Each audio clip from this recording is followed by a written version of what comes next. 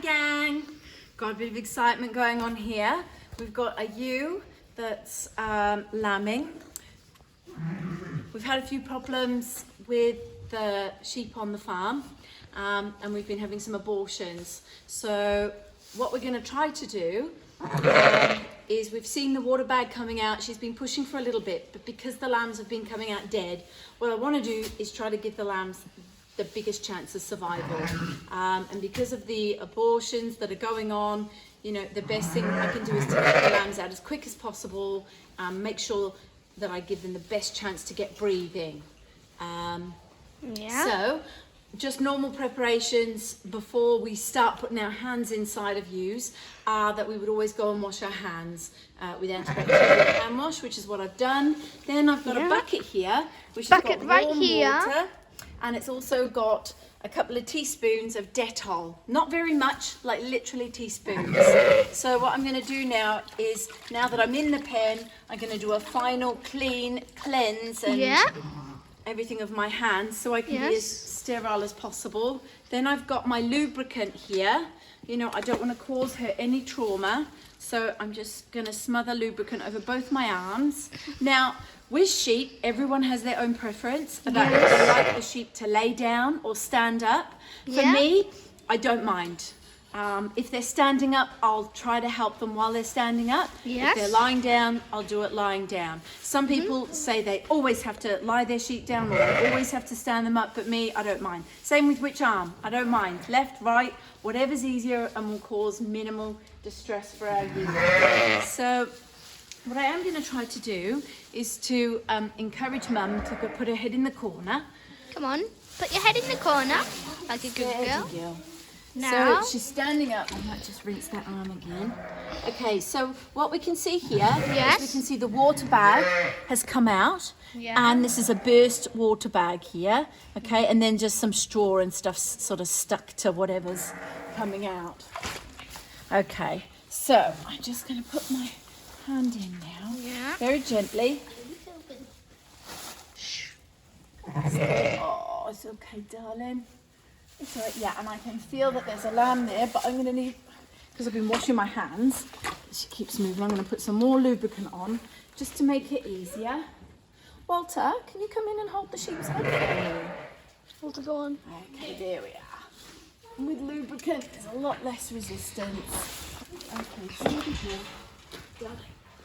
As you see right here, Nicole's reaching her hand in to try and find... and I've got feet. I can feel 2 feet inside a water bag. And what you can do is, and they moved, so that is amazing. So and that means it's alive. Is alive, which is at brilliant. The moment. Yeah. So all I'm going to do is just help spit. Oh, it's definitely alive. It's pulling its legs back. Nice. So I've got hold of the 2 legs. And now you just need to gently, non-painfully lift it out. I wouldn't say non-painful. Well, as less painful as you can do it. Yeah. So yes. I've just got gentle pressure. I've held on to the legs just above the little hock bone. God, it's really hard to get an angle. You're going to be able to see the 2 legs. This is a good angle. Can you see that? So there they are. I'm just taking it really slowly and she's contracting and working with me. Like I said, normally I would let them get on with it, but because we've had this issue with abortion in the ewes, early intervention is what seems to help with the survival. Yes. We've given all the ewes antibiotics anyway to try to sort out the abortion issue. We've had tests, so we know that that's the right thing to give because there are lots of different types of abortion. Yeah, I can. Sweetheart. It's not staying still. No, can you come in and hold its hand? And it looks like Are you filming it as well? Yeah, I'm filming a different video.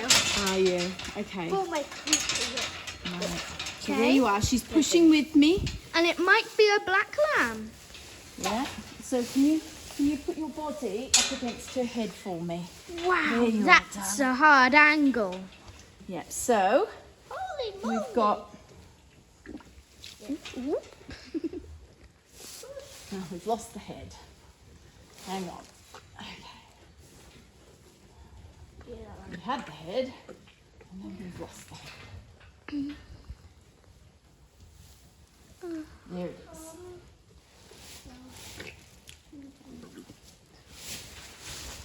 So I've just gone back to pull the head through the birth canal. Making funny noises. Yeah. And giggling. So that's what can happen is when you're Yeah. pulling the legs, the head can catch on the pelvis and turn around. So that's just what had happened. So I just had to go in and help the head guide it through the pelvis, but it is there now. Oh, and there we are. We've popped the shoulders through. Okay. Yes. Do you want to go into the other pen, Ernie? Okay. Do you want to climb over? Okay. And she's working lovely, and she's pushing. You know, I don't want her to tear or anything. So what I'm going to do now, Yes. because what we don't want is for her to tear up here. Yes. So we're going to do some just stretching. This is, you know, not everybody does this. Like but stretching it is your literally, legs. I put my hand there, and I'm just got my hand above the sheep's head. And I'm just, oh, that's lovely. She's really pushing well. Steady, girl. We're nearly there. Steady. Sometimes what we can do as well, if you see the anus is just there, and this lamb's got quite a big head, and what I might end up doing is just sliding my 2 fingers. I know it sounds disgusting, but it helps take the pressure off does. this skin here, because what we don't want, obviously, cutting? is it tearing, and it is a very big head. So we're just going to do a little bit more stretching. Oh, there we are, and the head's come out lovely without me having to And do now it's just going to slip out. so, well, we hope so. Hopefully. Okay, darling. One big push. Come on, sweetie. Work with me. Here we are. Oh, wow. Oh, she just fell over. Now look at that black sheep. Yeah. Come on, Bubba. Get breathing. Come on, sweetheart. All right, we're going to put some straw up its nose to try to get it to clear the lungs. Yes. So, come on, sweetie. Come on. Oh, lovely. Hear that big cough? Yes. That's what we want. Yep, that's definitely what we want. Good. Come on, lots of big coughs, sweetie. Lovely. I'd like a head shake ideally as well. Look at that, instant bonding. Good. So I'm just going to put it into a position that helps it to breathe a bit easier to start with, The sheep tried to lick me. which is with its front legs tucked underneath it, and then the back legs go out a bit like a frog, and that makes it the easiest way possible for the lamb to get breathing. And if you see But that, he's holding his head up, sort of, which is a good Kinda. sign. Yeah. Good. There. Yep, he's holding his head up. Look at that. Excellent. he wants milk already. And that is a very good sized lamb. That's definitely bigger than normal. He already wants milk. Yeah, I know. Yeah. Must be very thirsty. Yeah.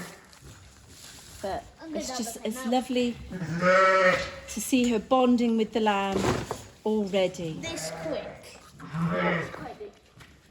So, routines once our lamb is born. Walter, can you please get the iodine spray off the table? Iodine spray. The spray in the spray bottle.